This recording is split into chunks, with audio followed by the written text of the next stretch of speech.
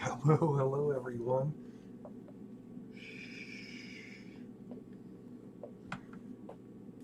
Welcome. Merry day after Christmas. It's like not even 7:30 and everyone's still asleep. I got up early. I thought I would do a painting for you guys. Probably a pretty quick one.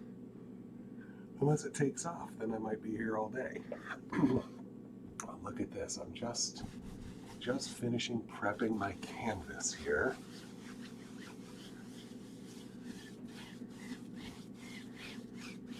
16 by 20 canvas. It's already pre-primed with the acrylic gesso on it, and I put on a very, very thin coat of the liquid white. That allows us to make all sorts of colors blend together very, very easily. I am kind of using a kind of a crappy canvas here, so sometimes if you get the real inexpensive canvases, the liquid white will kind of like soak into the fabric. Let's hope that doesn't happen here today. If it does, well, we'll deal with it. I lightly touch a couple of spots to see if we can see my finger through the paint, and I think we can. And that means we got enough on there. So let me clean off some of that paint. And let's get going, let's get going. Okay, I got a very, very limited palette here today. Don't do what I do here. Usually you take my knife and sort of draw down the paint. That way we can get a nice even distribution of color, just a little bit of this alizarin crimson. Let's make a little pink glowy glow in the sky here. I don't know, maybe not a lot. Ooh, a little dry right there. Little dry spot. I think that liquid white might be soaking in a little bit. I'll have to go a little faster. So I got my new setup here. A little bit of Prussian blue. I've got my new setup here thanks to the RPAN admins. Got my new device here. It's called a Cam Link. Excuse me. That allows me to use my camcorder to stream to my laptop. I guess it's an older camcorder. A little bit of Prussian blue, starting at the top and working my way down. Oh, that was a little dry spot. When it's dry, you can still get this to work if you have a dry spot or two. It just takes a little bit more blending power, a little bit more elbow grease to get that paint to blend. And look at this, I'm just sort of sneaking my way over the crimson here, creating a nice soft, hopefully, transition between the blue and the crimson. So you don't see where the crimson ends and the blue begins, ideally. Maybe we'll have a touch of that crimson or blue down here. Oh yeah, that liquid white is soaking right in. Let me get a little bit more down here. Get it on there quick.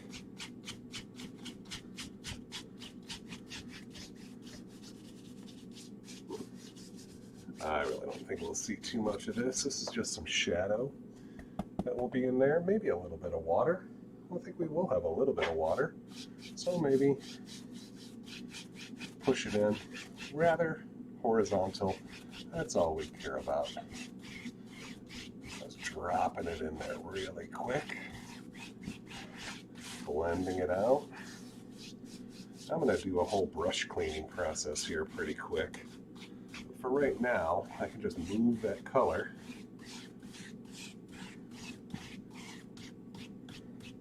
and give the impression here, the start of a little bit of water. Okay, now let's clean that brush. Okay, you feel free to comment away. I can't stand painting without you guys at least saying hi once in a while, so feel free.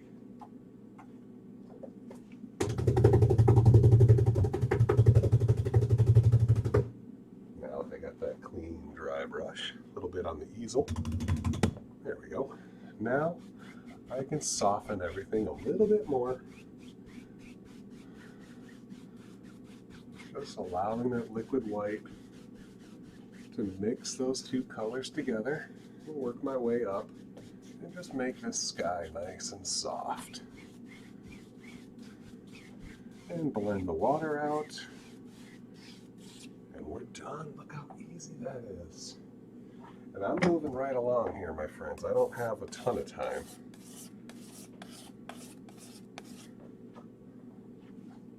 So what better painting to do when you don't have a ton of time than Bob Ross style. So I'm going to take that, let's just take all that Prussian blue and a little bit of the crimson.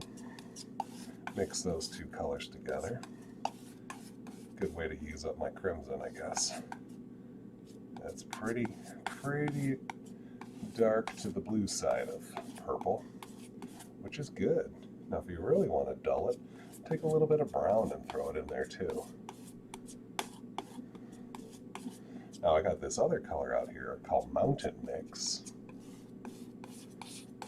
That's got all the colors worked into it that I'm using here without having to mix it. I just need a little bit of paint volume here for trees and so forth, so I put out a big old pile of it. So, and who knows, apparently the comments are working today on the RPAN app, so feel free to throw a comment in there and let me know how your Christmas went. While you guys are doing that, I'm just gonna put out a little shape here of a big old mountain, a lot of peaks today. Ooh, I think someone might be up. I think someone might be up. And they're gonna wonder, what the heck are you doing? A live stream for 7:30 in the morning. Okay. Oh, they're out there. Here comes the dog. Here comes the dog. Here comes my dog. Never comes to visit me down here. Hi, Maisie. Oh, come here. Come here. Oh. Look, everyone. Look over here. Maisie, it's everyone from the internet. Look at that. We're having a good time. This is the dog. Oh, Mama's calling. Mama's calling. Go get him. A heck of a cameo appearance by Maisie the dog. Now, what's great about this, look at that. We can hide a lot of that sky. We're going to see some of it. You cut off whatever you don't want to see when you're doing your painting. I'm just sort of scratching off the excess color here. Maybe another peak over here. Who knows?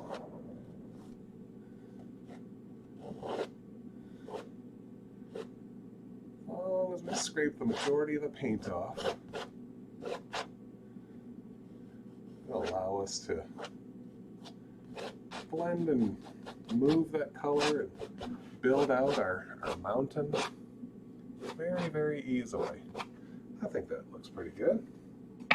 Now I'm going to take that same old brush that's still mostly clean, and let's push that color out. Push that color out. Look at that. Slide that color. And I'm just basically wiping off the excess color down here so we get a nice soft transition to the horizon. See that? Just pulling that color down a little bit to the right side. Helps us define our highlights. A little bit to the left side, so we'll see some shadows. But we can change this up and make this more shadowy if we want, or more highlighted snow. It is up to you. As long as you basically fill in down here towards the horizon. Look at that, dark and distinct at the top, lighter and softer as we get to the bottom. Let me go ahead and clean that brush real quick. Well, thank you. It's a helpful award come by. Oh, very nice of you.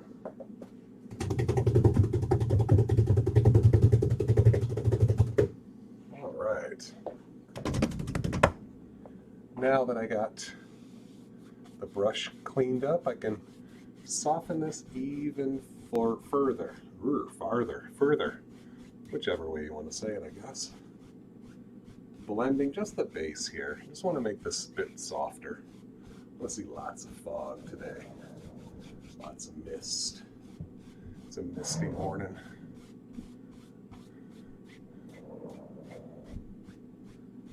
There we go. Woo! Big old mountain today. Let's go ahead and put in some snow. Bring this down nice and flat. See how I'm pushing that flat as a piece of paper. And then I just scrape across and get that roll of color. But look at that. See how it kind of goes meet and loses it right there at the end? I didn't have a steady hand. If you want to redo it, just flatten everything out again. Let's try cutting across it again. Ooh, that's a little better. Still a little skinnier on one side. We'll try our best. Look at that, just barely touching. Giving a little wiggle and a jiggle. And just allow that knife to come out. You may hear a little creaking and stuff coming from overhead. That's someone in the kitchen above me. That's okay.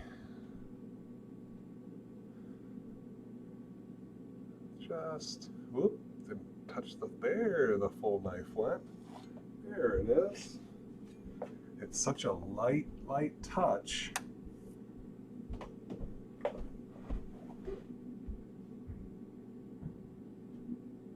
Would you have?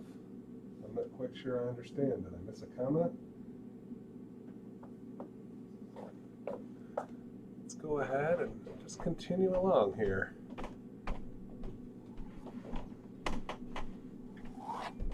Oh, I left a little gap there. Kind of did that on purpose.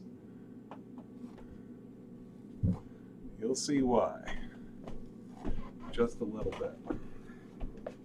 Look at that, running out of white so quick here. That's all right, I just grab another little bite and pull down. Try not to make a huge mess on my palette today. There we go. Oh, look at this. Right up there, just right at that outer edge. Ooh, lost it. Sometimes you need a little bigger roll of color. Sometimes you can get away with small roll of color. Working my way right across here.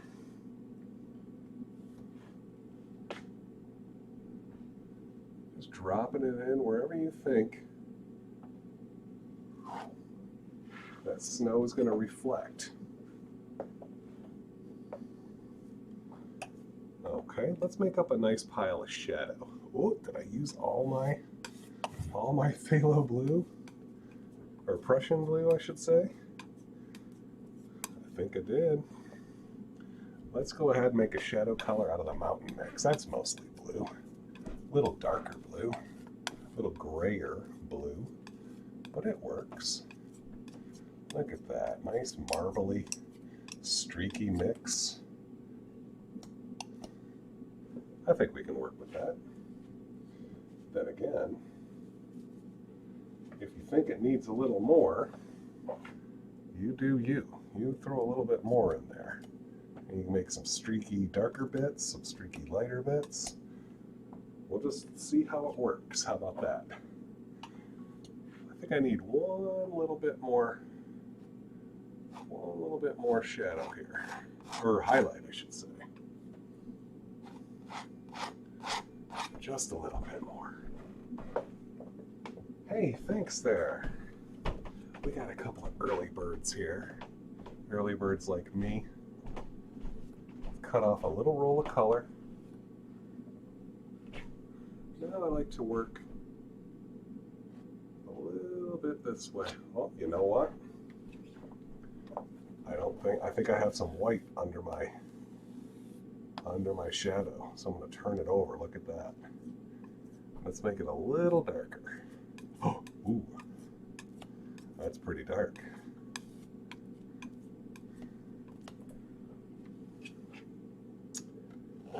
Happy accident. Just scrape it away. Ooh, I'm going to grab just a touch of this purple. I don't know. I feel I need to change the color a little bit. Let's try this.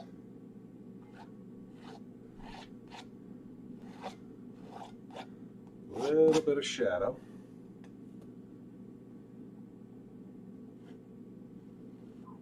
Ooh, that's looking a little better. I like that color. Look at this. We can just drop this in very quickly wherever these little gaps remain. You know, little pathways that I put on like this. Sometimes you leave a little gap there on purpose so we can fill it in with some shadow. Just mess that in there real quick, whatever that means. Dropping some in there, just making sure we don't go over the highlight so much.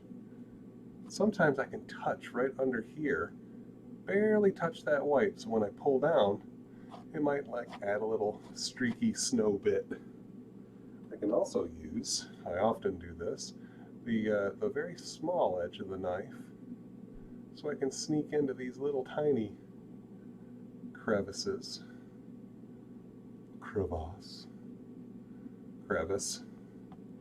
and sneak those in there, find some little shadow spots here and there, wherever the breaks got a little too crazy. Just drop those in like that. And you can do this the super fast way. You can spend a lot of time with it and going back over and over and over from the highlight side to the shadow side, the highlight side to the shadow side. Watch this. If I just touch, add a new little ridge line here, and maybe make it a little rounder, like what we call like a little J curve there. And then when I take the shadow, redefine this shadow a little bit. Let's bring it out this way. Change the angle a little. That just adds just a little chef's kiss right there. And you can do this as many times as you like here. We can also just watch this. Boom! Drop in a whole nother peak. Bring it right on across. Just hop back to the shadow.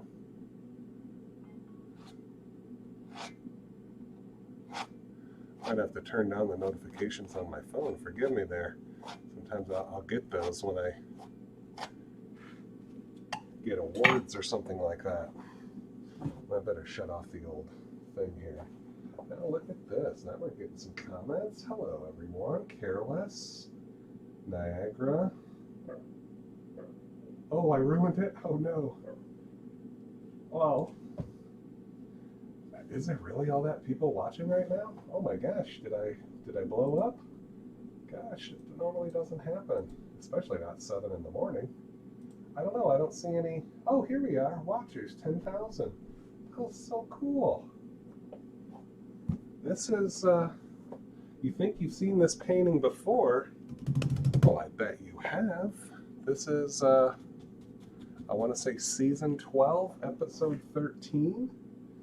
That's right, Winter Mountain. This is Bob Ross's Winter Mountain. And if you guys don't know who I am, I'm a certified Bob Ross instructor. So I go around and I teach classes in the Bob Ross style. And we often do versions of Bob's painting. You're going to take a Bob Ross painting class. A lot of times people, they want to see a Bob Ross, they want to do a Bob Ross episode. So I'm practicing here for a class that I have next month. Is it next month? It is next month, in January. And we're doing this painting. So all I'm doing here to keep that misty look going is just lightly tapping and sweeping back and creating a soft little diffused area at the base of the mountain.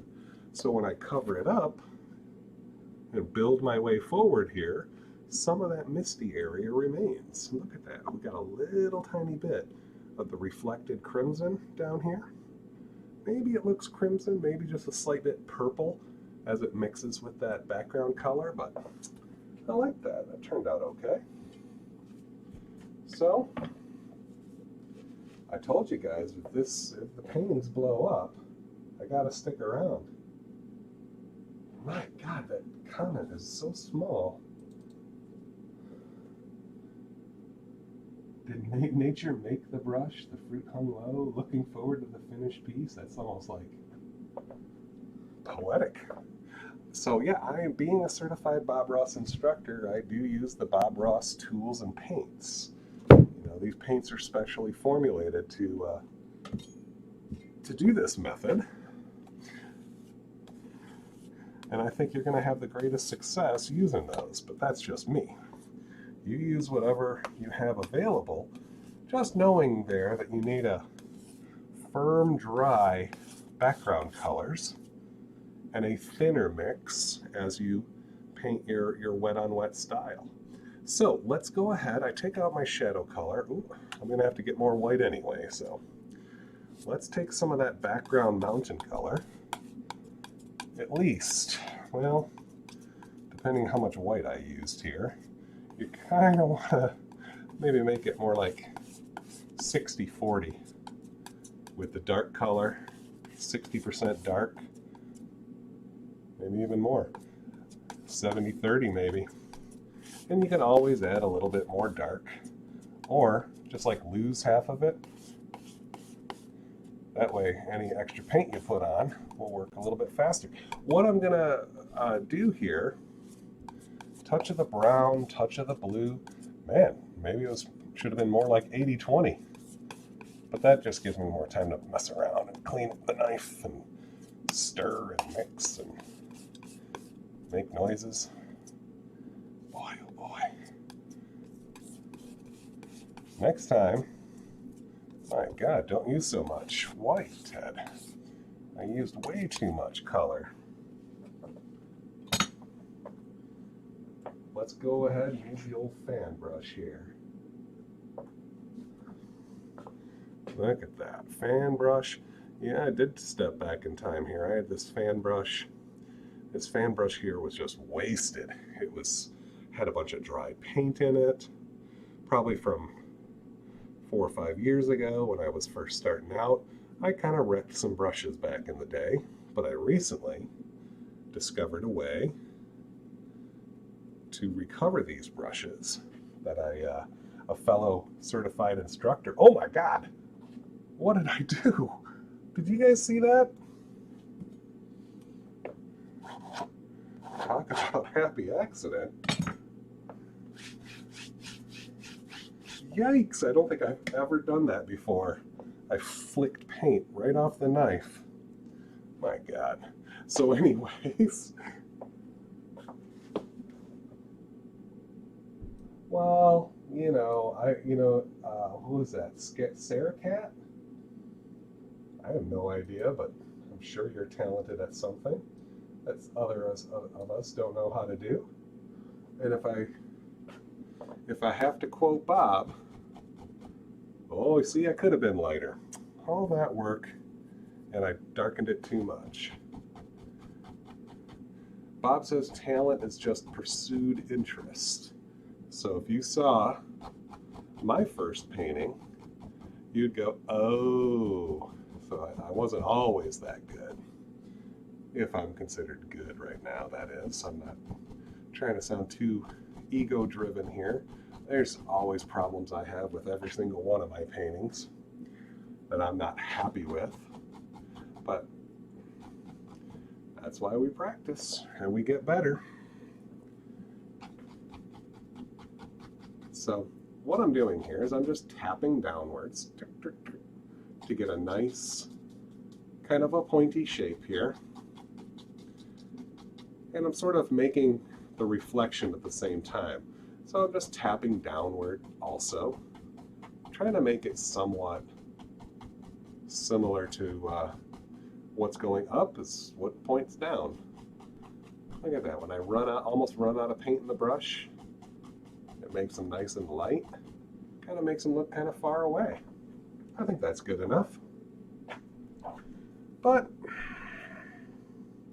I think Bob took the brush here on a couple of these, and maybe, ooh, canvas is a little floppy. Maybe we'll tap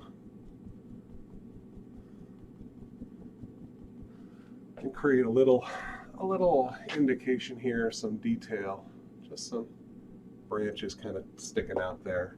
And all I'm doing, there's no great secret with this style of painting. I just tap with the corner. And it looks like it. It just happens just like that, automatically. So let's go ahead. I'm going to show you. It doesn't take, God, I'm just full of Bob quotes today. It doesn't take Michelangelo here to just tap some paint on and then pull straight down. Look at that, bending the bristles. Just pulling down, letting those bristles unspring. And it takes it and creates the illusion of reflections in the water. I'm not doing anything special. When the brush gets a little dirty, I turn it over and I pull and soften it and soften it, and very, very lightly go across to create that diffused look. Shala, is that a word? Creates the reflections. And I'm going to grab a little bit more of the dark, make it just a tad darker, just a bit darker. Not a copycat. Well, it's fair enough. Bob did say he didn't want people just copying. What I'm doing is I'm teaching techniques. So I am teaching Bob's technique of this particular episode, but you make your mountains a lot different. My mountains are already different than Bob's. My little foothill area here is quite a bit darker. And I think I'll change this up. I don't think Bob actually added any highlights, but I'm thinking I might add a little highlight to these little things back here. So a little bit of liquid white. Ooh, that's a lot of it. Look at that little bit of liquid white going back in here, lightening up the brush quite a bit. And I'm just going to, again, gently press up with the corner of the brush. There it goes. Gently push up to create, just some little highlighted shapes way back here.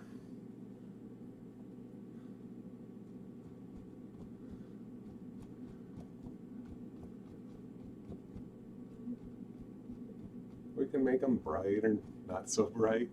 Did I just quote Cannibal the Musical? We can make them bright, we can make them not so bright. Snowman. Gently pull some of that down if you need to. There we go. That last stroke, I went up. I gotta go across. There we go.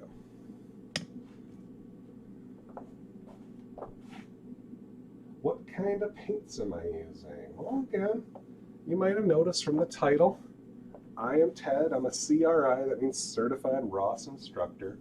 So I go around teaching people how to paint like Bob Ross. And in doing so, we use the Bob Ross brand. Uh-oh, should I use some of this? Some of the yellow snow? Could go with some green snow. Make it look a little more alien-esque. Alien-esque? Is that a word? All right. So, you guys get to decide here, and I am always bound by my audience here.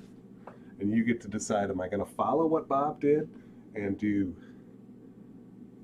frowny trees, or do you want me to go crazy and make upward facing trees? So smile or frown. You guys type it out. And if I see a couple of comments in a row there, typically I go with whoever's first. So you guys tell me if you want to see happy trees or frowny trees, smiley trees or frowny trees. These are kind of examples of frowny trees. See how the branches kind of go down? But we can make them smiley. It's up to you guys. I know that the comments here are a little bit behind. So forgive me here. I'll just do a little bit of cleaning. I know what I'll do. I forgot to put the water line in. Here I am going off on choice and tangents. I forgot to put the whole water line in. It's going to take like 6 hours right there. Oh, look at that. Christmas trees, smiley trees, smiles, happy, always happy.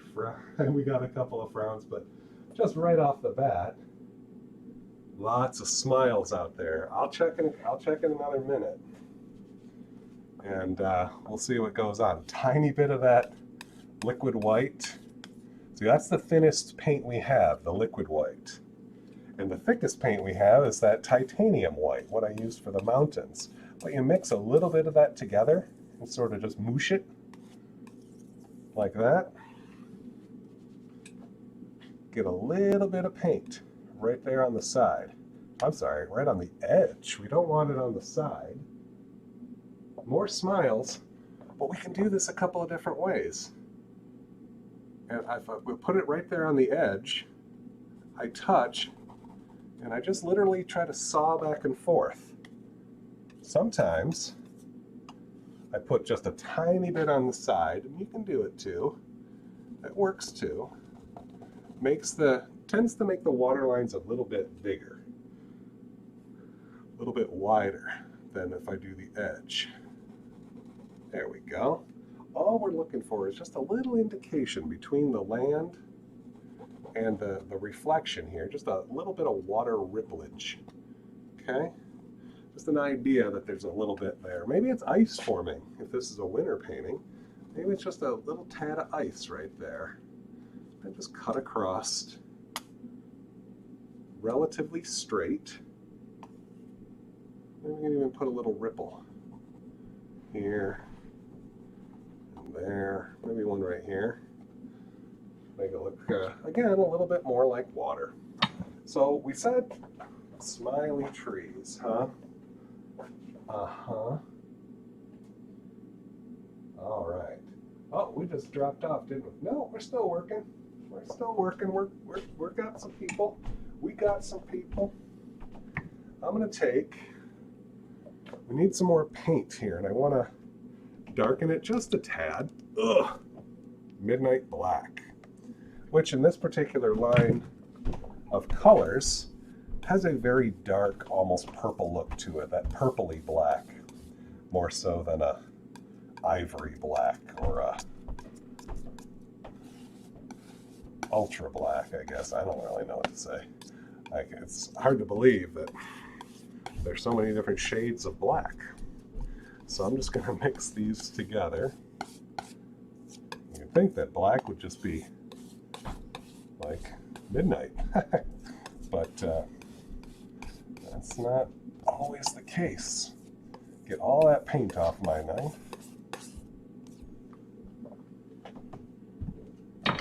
Now we load the heck out of this brush. Loading it up back and forth, and we shape that brush. See how I'm not like doing this whole thing with the wrist? We don't want to wipe the paint off. We want to shape that paint and still leave that big, thick, chiseled wedge of color. That's the secret. If there is a secret, lots of paint in a certain way, and my God, here we go. Right off the bat, my friends. Bravery test.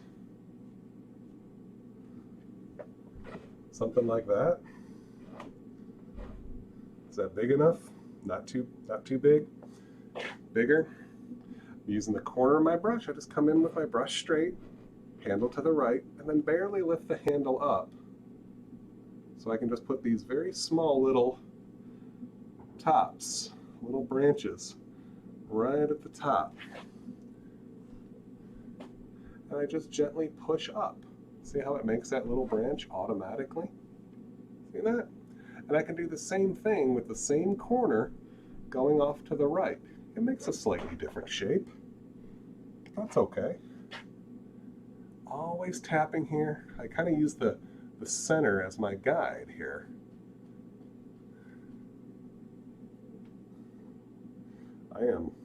I thought I was going to have this whole painting done in 30, 40 minutes, but now all of a sudden I'm slowing down so I can show you all these cool little secrets that sometimes get lost when you're watching Bob do them very, very quickly. But since I have all this paint in my brush, it allows us to slightly cover that up very, very easily. The more paint you have, the easier it is to cover up, because we're following Bob's golden rule, which is hit the painting with your easel constantly. But no, our golden rule is that a thin paint will stick to a thick paint. Look at that. So we have the thicker, drier colors in the background, and then we put on a thinner in consistency, oilier, and mix, and it sticks. It just works. Look at that. I just tap a little harder at the base because I'm running out of paint. I'm constantly loading this brush back up, full of color. If it looks a little too dry as you're doing this, it starts to get lighter.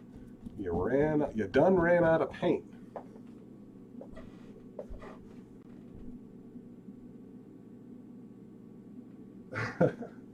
Well, it's all about the bravery test, isn't it, guys? And if your paint gets a little too flat, just gather it back up. Ta-da! Right back up into the pile. I'm loading the brush from the pile, but I'm shaping it from the little runway here. Oh boy. Now, it's interesting, just by design, my paintings have to be a little bit different than the episode, because I'm painting on a smaller canvas than Bob used. So unless I make everything smaller, I have to sort of pick and choose what elements I make in my painting. So I've done both there. Just try to make everything smaller, and then just sort of taking a snapshot, like a pinhole. You just got to look at the episode and find the right angle, and then paint what you're looking at, not necessarily the entire composition. And when I'm teaching classes, it helps simplify so the students aren't too overwhelmed with painting a whole forest of trees. You get the same effect, just with 3 or 4. So it's up to you which way you want to do it. No, I never worked with Bob directly. How old do you think I am? Bob died in '95, and I had just graduated college a couple years prior, and was not pursuing art outside of college, even though that's what I was studying. But, you know, got back into it a little later in life. Glad I did. So follow your passions early, if that's any advice that anyone needed or wanted to hear. Ooh, and make a leany tree once in a while. I use that. That's good advice. Always have some kind of tilted tree, I think, in my paintings. Kind of looks a little more natural to have something not perfect up there. Sometimes you can create illusions here of multiple trees in the background just by painting just a little bit of it. Look at that, just whatever is exposed right there. Boom, there's a whole tree back there. But we can also build trees by first creating these little stalky things at the top of our evergreens. Just pushing up a little bit. Get a little paint on the knife and then just sort of slice down like that. You see that? Just touch. Adds all these little sticky, twiggy things back there in between your trees. Kind of gives it an interesting look. So I think over here we got a stand of trees on the other side. I'm getting my practice in with smiley trees thanks to the last couple of streams. But I'm going to make these rather quick here without looking at the comments. I'll get lost in the comments. So let me just say here, and then I'd be quiet. I forgot what I was going to say. Oh, I know what I was going to say. A lot of times my students really get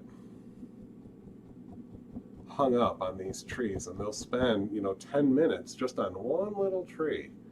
And that's okay. I get the notion that they have to be perfect before moving on. But one of the things that I try to tell my students is that, look at that, I always like putting a little one over on the side, is that these are just the general dark parts of the tree.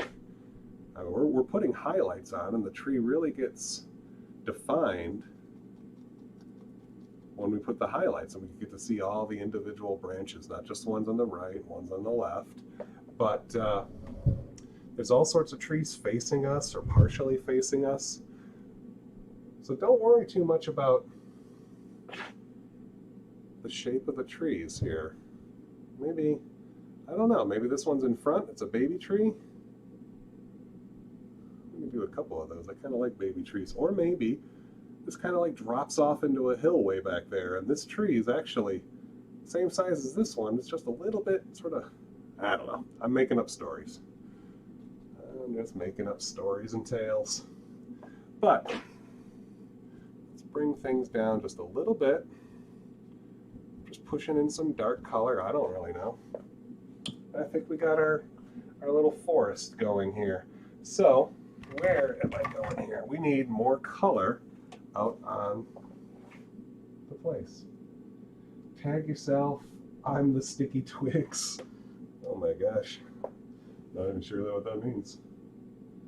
I am a tilted tree. Australia. That's awesome. This is not what I cannot read today. A child thing, dude. What did I say? I'm not sure if you're talking to me or talking to someone else. Let us look at this. Sometimes when I paint to the side here, I just realized it kind of drops off. So everything needs to be a little lower. I don't want to mess with that there. So now that I put that in there, I think we got room for a slightly taller tree. Maybe that tree's in the background. Got room for one more of these guys.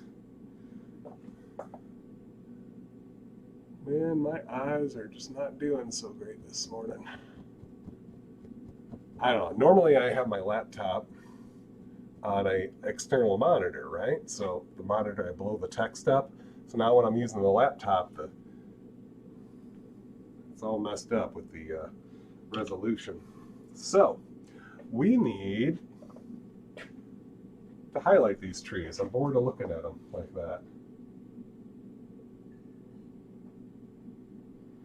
Oh, I totally got to make a wolf howling at the moon cutout like Bob used to do with the contact paper. I've made different shapes before, but the howling wolf is one I've been meaning to do. Well, we gotta highlight this color, and I'm gonna highlight it with a little bit of phthalo blue. What the heck?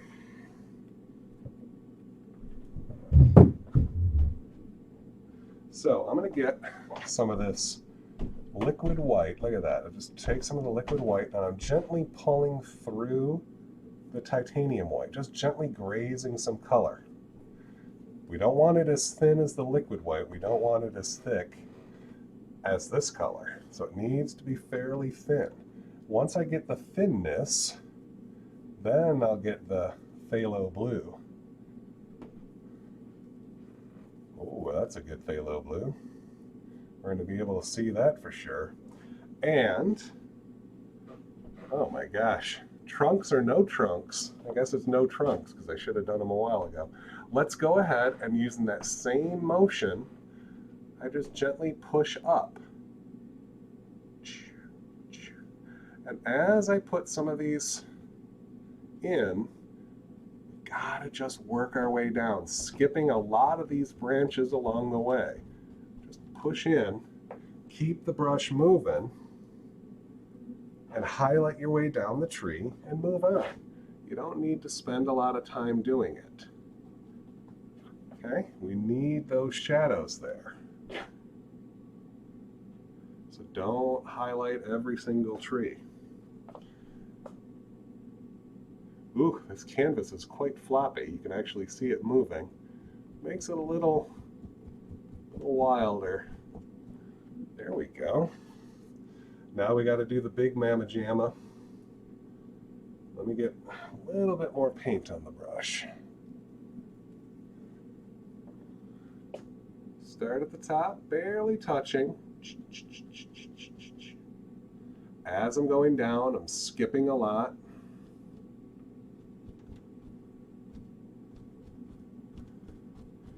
These bigger ones, I can hit a little harder. Ooh, mammy. But sometimes you pick up a lot of this dark color as you're working through, so I'll like remix up a little bit of the shadow. Got to get it back to that blue and not blue-gray. Get some bright things in there. Don't normally like going over a second time. Once in a while, you can see where one just needs it. And over here, that was what, like six touches on that one. Just very, very lightly, a little bit to the left, a little bit to the right. I think this tree is in the foreground, so I'm going to do this one first.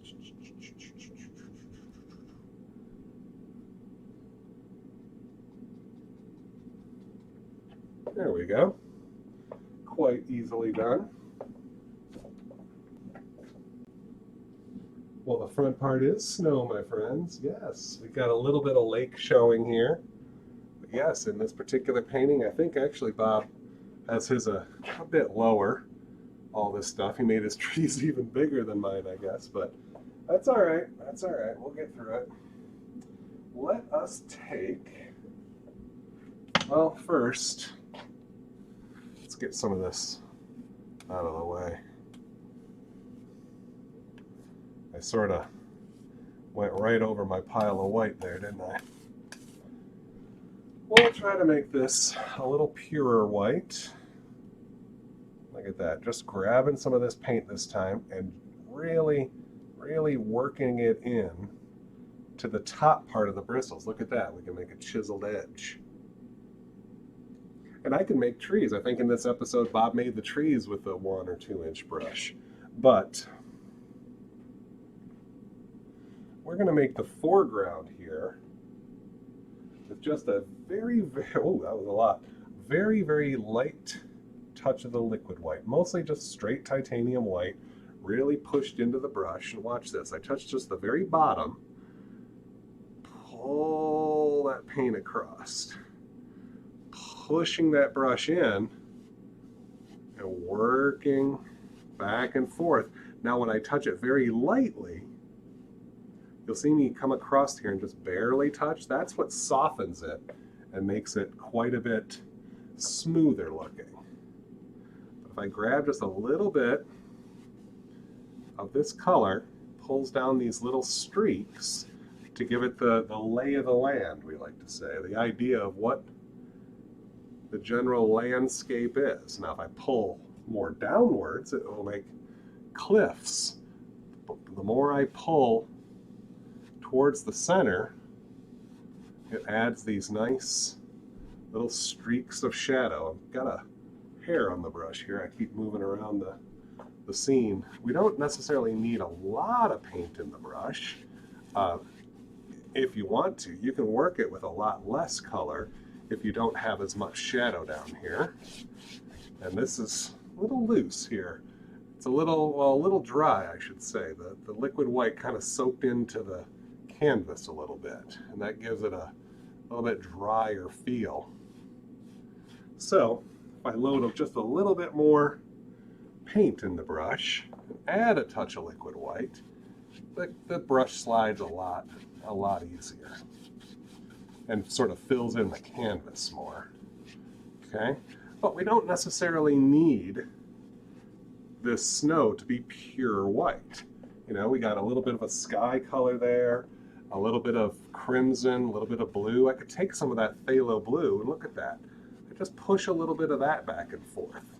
Adds a little cool color to the scene rather than just stark white.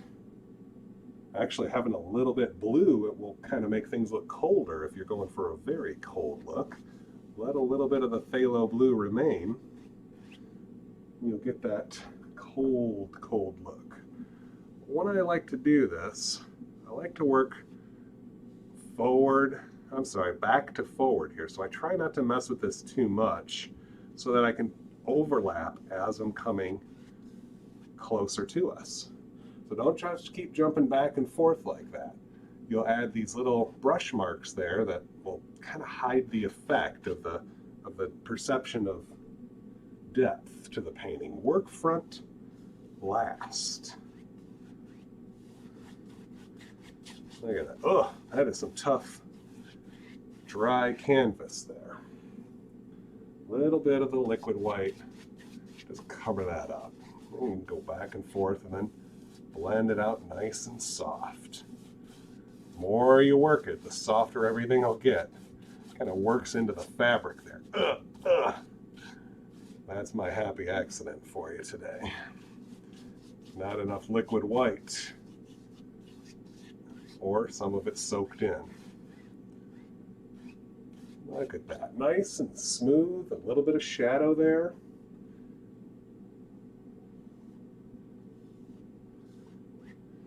And if you don't like the shadow, grab a little bit more white. Push it in. There we go. Probably should check out what the comments are destroying me now.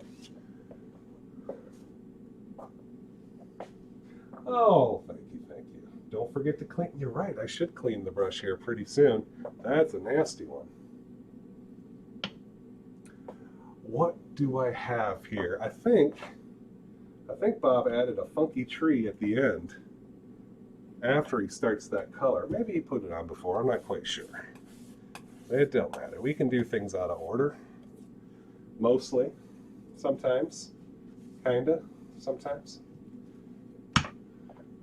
He added a very scraggly one over here. Let's see if we can make a more scraggly looking one. And we're going to take our, let's do it right here. We can sort of bisect. Maybe that's not the right word. Ooh, I like that one. I like leany trees. So I'm just tapping in so I can deposit that thinner color, and it goes right over the top, right over that previous paint layer, and keeps the tree dark. So right here at the bottom, just sort of tap it a little downward. That'll help make it look like this is in front of all these trees here. Then get some more paint on that. Maybe go a little taller. Deep, deet. See, sometimes when I look at my trees, if it get too wide, then they look kind of stumpy. I just changed my mind here. I wanted it to be taller. Now I can get that little softer transition. See, I think that just works better. It just works better. Having it be a little bit taller gives me practice going right on over that thick white paint. Now, load this brush. If I need to, I take that little tiny bit, scrape it back up into a pile. That way I can get more paint on the brush and then gently shape it with the palette. So now I can come up. Oh boy, lots of paint needed. And we're just going to lightly branchify this thing and leave plenty of trunk. Leave plenty old smiley branches, but still plenty of trunk. I think that's just about it. And then we'll get our highlight color. Plenty of liquid white, titanium white, and phthalo blue. Let's put a couple of these little snowy bits over the top, hopefully, while still seeing some of the shadow.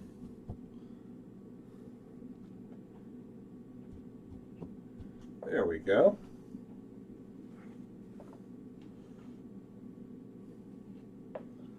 What do you think? Maybe we can just put a little bit of highlight on that trunk just by tapping some of the lighter color there, working it in. There we go. And our 1-inch brush, got to pull a little bit of that out. Just a touch of that, pull it out. Gives it that idea there's a little bit of shadow at the base. And sort of build our way forward again. Just a little bit of shadow. Ooh, it's so close. See, I keep messing with it, and I don't need to. I don't need to.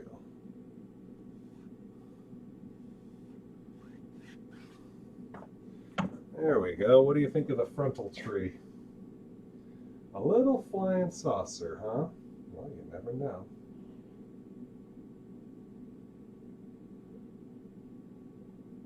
I like tilts. I don't know. Why not? It's a little sickly tree, or maybe he just needs to get away from the family for a bit, so he kind of leans away, but they'll all meet up again. That's my story, and I'm sticking to it. All right, let's go ahead and clean that brush. We need it again, but not this particular way. So I'm rinsing it through, and yes, I do have the cleaner bucket. And I also have a big old 50-gallon, 30-gallon trash can here with a piece of pipe running through it, so I don't paint the studio every time I clean a brush. When I do it like that, it kind of coats the wall behind me there. Fun fact, the curtain doesn't go all the way down. So let's go ahead and let's put some bushes back here.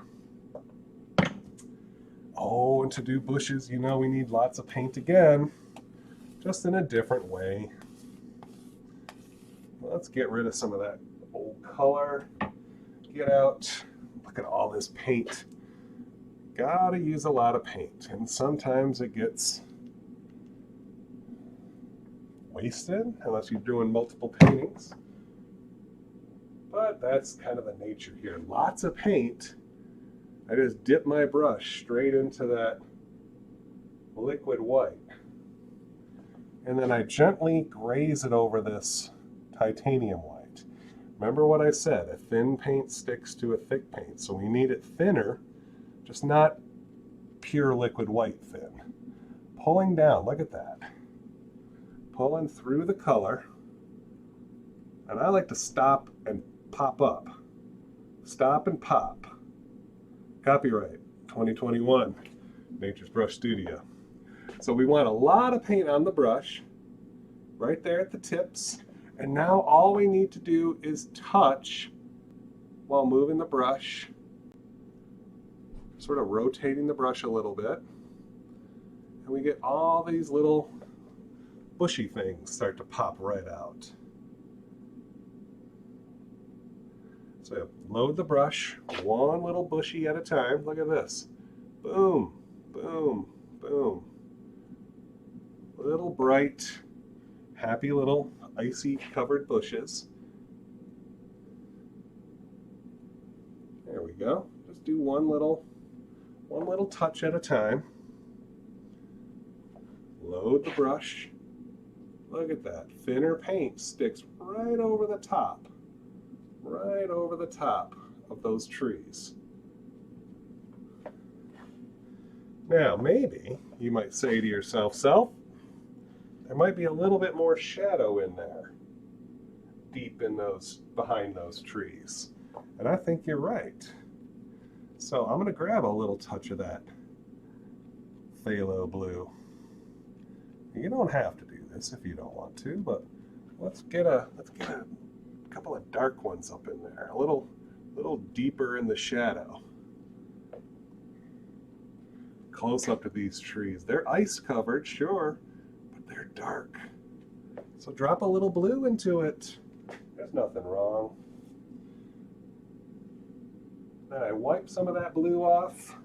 Come back to my pure liquid white and titanium white. Look at that. Sometimes I gotta go angly to get that color off. Look at that. Quite a bit lighter, quite a bit whiter. And now I can drop the white ones in front that are a little bit more in the sunlight. Like that. And as we need to, we can take our blender brush here and again pull some of that out, sort of trim off the little bushes there. If it needs it, it may not. Look at that, using the 2-inch brush, ooh, you get a lot of power and a lot of softening power. Look at that. Look how smooth that is.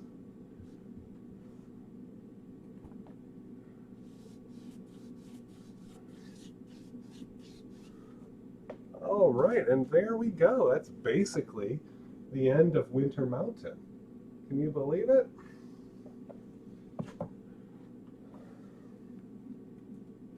Unless you can see something in the painting that should be there and is not, we might just go ahead and sign this little guy.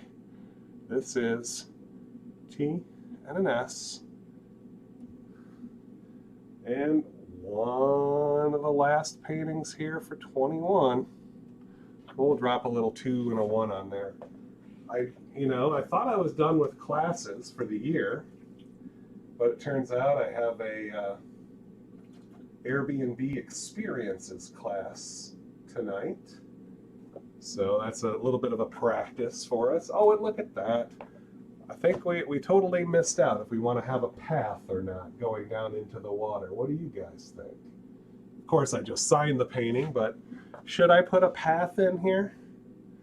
I don't think so. I got the smoothness just how I like it. Now I got to mess with a path. Oh no. I kind of liked what it is.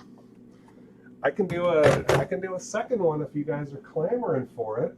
We got a lot of people watching. Should I go ahead and do a second painting? While you guys are pondering that, or it takes a while for the comments to